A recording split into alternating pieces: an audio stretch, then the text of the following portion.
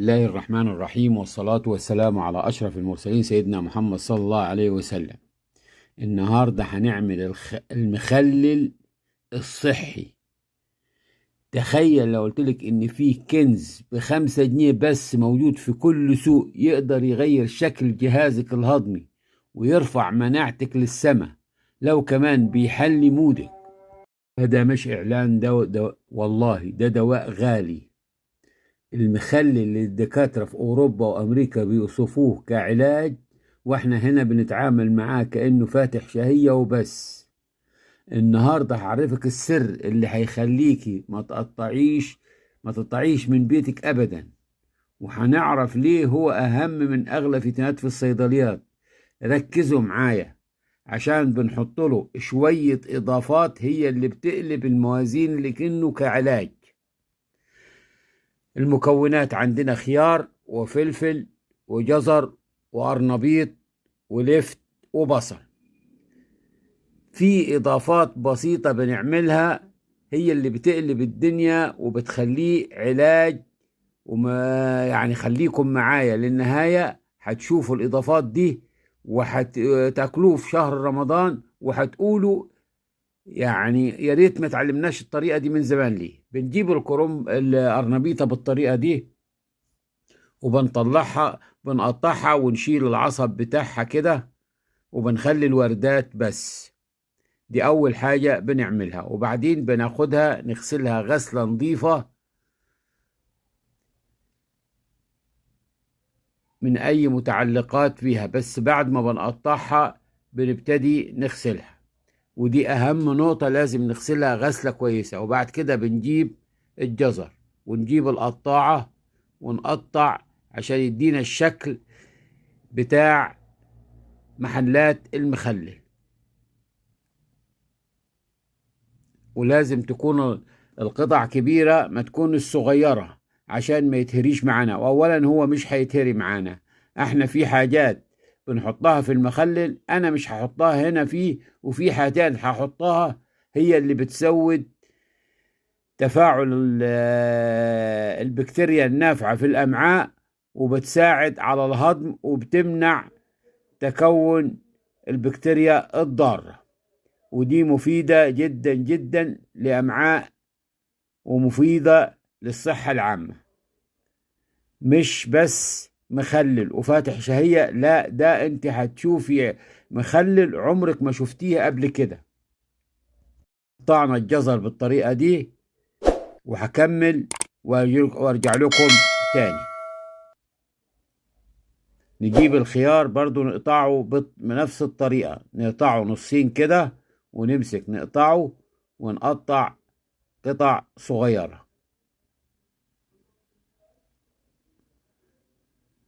المهم يدينا الشكل اللي احنا بنشوفه في محلات الطرشي او محلات الاكل بتاعتنا اللي احنا بناكلها، وما بنعرفش معمول ازاي ومتخلل ازاي. احنا هنا بنخمره بطريقة بيتخمر بسرعة، بس بيكون نافع وبيديك القرمشة بتاعته لآخر واحدة، ما بيطراش معانا ولا يبوظ ولا بيعمل طبقة بيضة من فوق.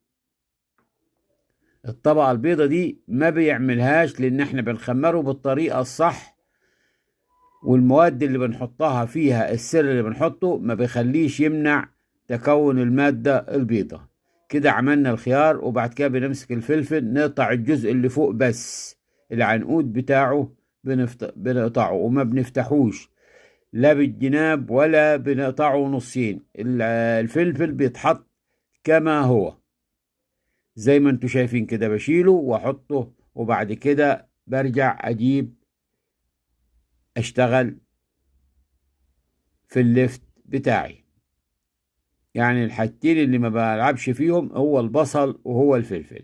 كده قطعنا الفلفل، هنروح بقى نجيب اللفت لازم يكون النوع الصغير كده، لان النوع الكبير بيكون شامخ، يعني بايظ، بيتعبك في التخليل وبيتعبك في الاكل بعد كده. بنجيب الفلفل اللفت الصغير زي ما انتم شايفينه كده، ممكن تقطعي على 2 على 3 على 4، بس ما تجيبيش الفلفل الكبير.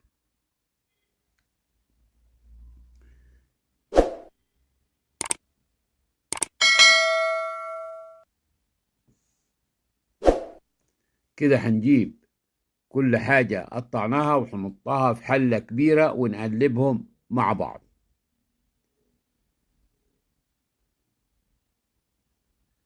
عشان كله يبقى مشترك معه. نقلب.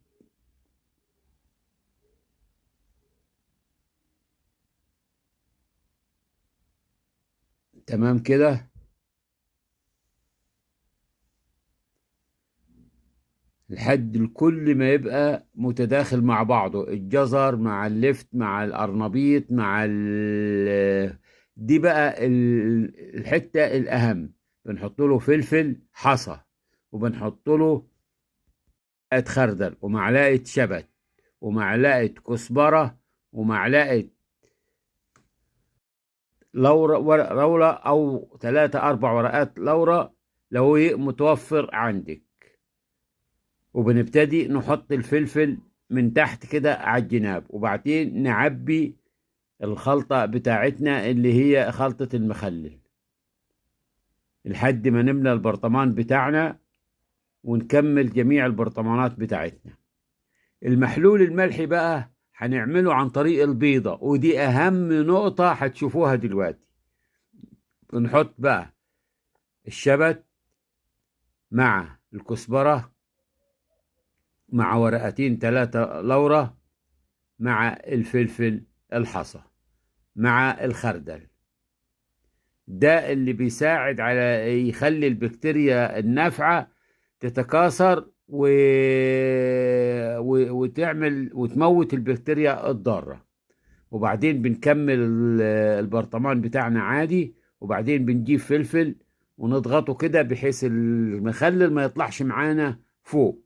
مش بنحط له زيت ولا بنحط له زيت زيتون ولا حاجة، هو المخلل كده بيضغط الورق المخلل تحت وما بخليهش يطلع. وبنزود المية زي ما انتوا هتشوفوا دلوقتي.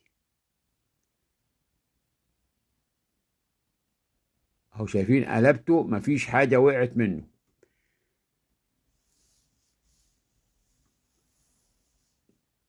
تمام كده. هنجيب بقى، شوفوا البيضة حطيتها نزلت اهي من تحت خالص، شايف؟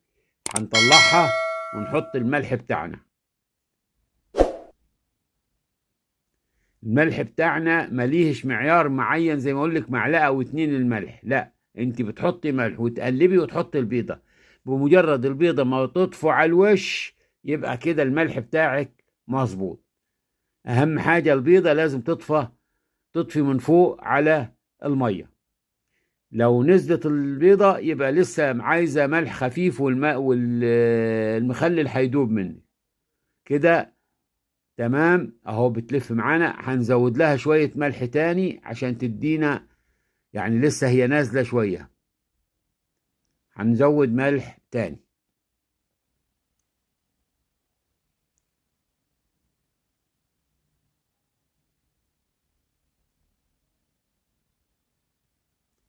ونقلب ونحط بعدين البيضة مرة تانية. يعني البيضة بتحطيها كذا مرة لحد ما تلاقيها تطفو على السطح من فوق.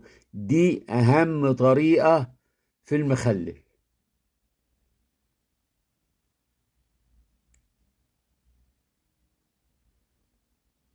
تمام كده. هنحط البيضة بتاعتنا اهي، طفت من فوق ما نزلتش، واخر حلاوة اهي.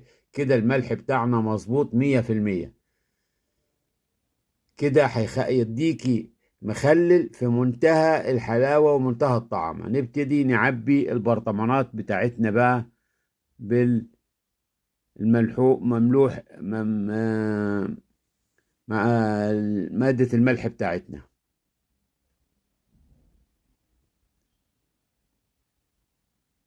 نسيت حتتين جزر، بنحط حتتين جزر من حتتين انضر من فوق عشان ايه؟ يدينا اللون احنا اللي عايزينه. في برطمانين صغيرين برضو كملناهم وهنغطيهم. المخلل ده المية طبعا زي قبل ما اقول لكم، المية احنا غالينها او مية معدنية تجيبيها، يا مية مغلية في البيت ومية معدنية. ما تحطيش مية من الحنفية على طول، يا تغلي المية يا تجيبي مية معدنية. عمل معانا برطمان كبير، وعندنا برطمان اصغر وبرطمان صغير. الكلام ده هيتفتح امتى؟ بعد 10 ايام. هتاكلي احسن مخلل، وهتدمني الطريقة دي.